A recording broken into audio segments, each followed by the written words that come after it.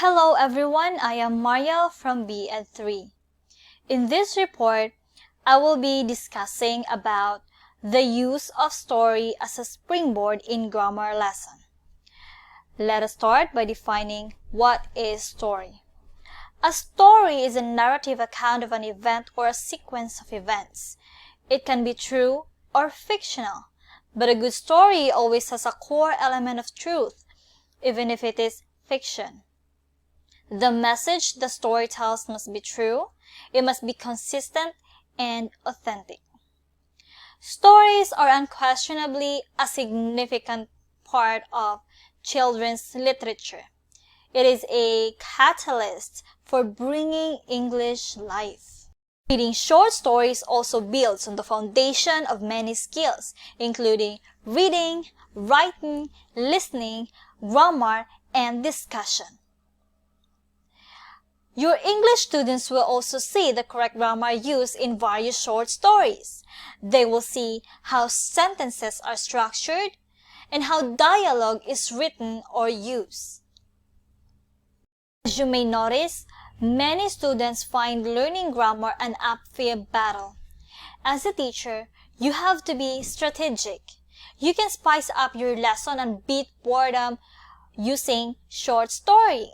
If you are wondering what short story you are going to use, always remember that the story should be aligned to your topic or your target objectives. And there is an endless number of short story options you can choose from, including dramatic classics or modern comedies. All you have to do is to incorporate grammar lesson while giving students something interesting to read. Because one of the best ways to improve students' achievement is to make them engage and catch their attention. And that is possible through stories. Teaching grammar rules in a meaningful context, children would certainly enjoy learning it and thereby acquire a new knowledge spontaneously. I have listed here a few tips on how to read a story to children to make it more engaging. First, we have to use voice inflection. So what is this voice inflection? Meaning, you have to change your voice when you are stressing a phrase. Do not talk in monotone. Kay makatulog jud piya ang bata ana, maboring. So, when you read out loud to kids, make sure that you engage them. And that is by using inflection, voice inflection. You have to read faster kung nag-require ang book nga mubasa kag paspas, and slow down where it is appropriate. And speak louder during times of conflict. Kanang kusgunin mo imong tingog. And then, softer naman at other times. Next, your face also tells a story. You may be reading, but don't forget that your face is critically important to how the story is received. Because kids, maglantaw biya na nimo ang mga bata, no? Sa imong expression. So you have to smile when the story is entertaining. Grimace when the hero encounter a seemingly kanang nagka-encounter a problem ang character. No? So you have to let the kids see worry in your eyes or excitement in your cheeks. Kay makuan man po na sila, kanang ma-feel man po na nila, no? And your facial expressions help to give kids, especially young kids, clues to how they should react to this story. Next, create character voices. So have you ever seen a movie where characters sounded exactly the same? Di ba wala? So that is also the same in reading a story. Dapat you have to change your voice. If the character is a big man, then your voice should be like, oh, hello there. No? And if it's the kid, then your voice should be kanang hinay. Di ba? Yeah, have fun with accents. As a storyteller, this can be a very enjoyable part of your reading. Next is remember to pause. Of course, dili lang po ka magbasa, basta-basta lang basa dala no nga murag wala na kay ginhawa-ginhawa. You have to remember to pause for effect and to allow the listener to catch up and process what they have already heard. So as you reach the climax of the story, pause. Pag naana ka sa climax, pause for just a little longer than normal to build the anticipation. If you are reading something funny, pause and allow time for audiences to respond. Kung funny ang imong gibasa, syempre mga tawa man ang bata. So, alangan magpadayon gyapon kag basa, hindi na ka madungog. So you have to pause.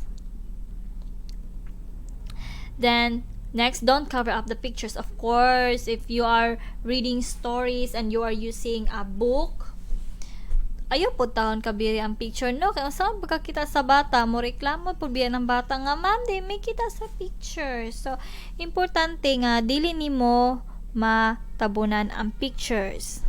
7, next, your body language still matters. So, we already talk about the facial expression. And your body language also matters. So, if the part of the story you are reading is scary, tense your body. Tense your body up a little bit.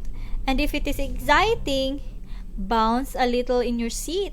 Kanang parang ma-feel sad sa students ba? Mauna ang scene. And use hand gestures as you read. Your goal is to not turn the book into a play, but kids will notice your body language and gestures, so make them count. And next, ad-lib a little bit. So, don't stray too far from the story, and you never want your comments to become a distraction. But it is okay to intersperse with the story with your own comments. So, comments like, wow, I wonder what is going to do next. Mga ingana bitaw. And, ooh, that's scary. So it will help to personalize the story a little bit. Then the last, ask questions when you are done. So this is very important, no, to know if your students have understood your story, kung unsa ilang mga na sabtan. Useless man a story if there is no comprehension, diba? So spend a couple of minutes afterwards leading kids in a conversation about the book. So ask some questions to gauge comprehension and ask other questions to get them thinking. Next, we have the grammar exercises. Editor. So, you are going to give an activities to your students where you make them editor. So, mga kids, in this activity, kamo ang editor sa story. So, create a short story and change words or punctuation in the story into story to incorrect grammar, sorry. You could change only a certain part of speech, such as helping verbs, to reinforce what students are learning in class. So give your students the short story to read and correct, to see how many of the errors they recognize in the story. So, pwede sad mag-delete kag mga necessary punctuation in the story, and mangutana din ka sa students to add the punctuation where it is needed. For example, dialogue in a short story provides an opportunity for students to practice putting in quotation marks correctly. And the second exercise, we have short story completion. Use this exercise in any grade level. Give students the beginning of a short story. Choose a suspense or mystery short story for a quick plot that needs to be resolved. Ask the students to complete the story using a certain number of part of speech. So for example, pwede ka mo asa students to include 3 prepositional phrases, 3 gerunds, 6 articles, and 5 verbs in the present perfect tense. For elementary students, so that is for high school ha, kay medyo complex na.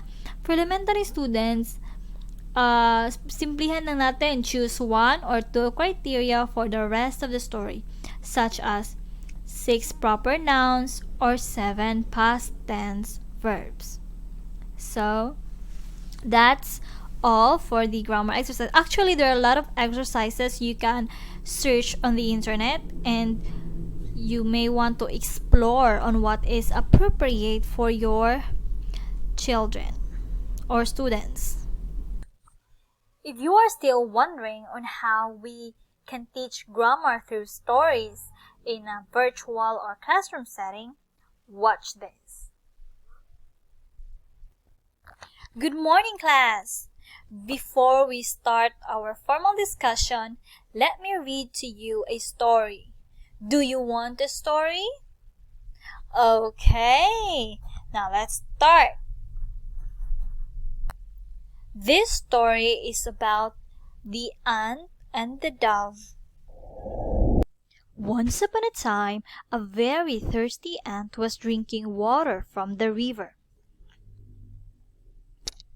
Suddenly, the ant lost his balance and fell into the river water.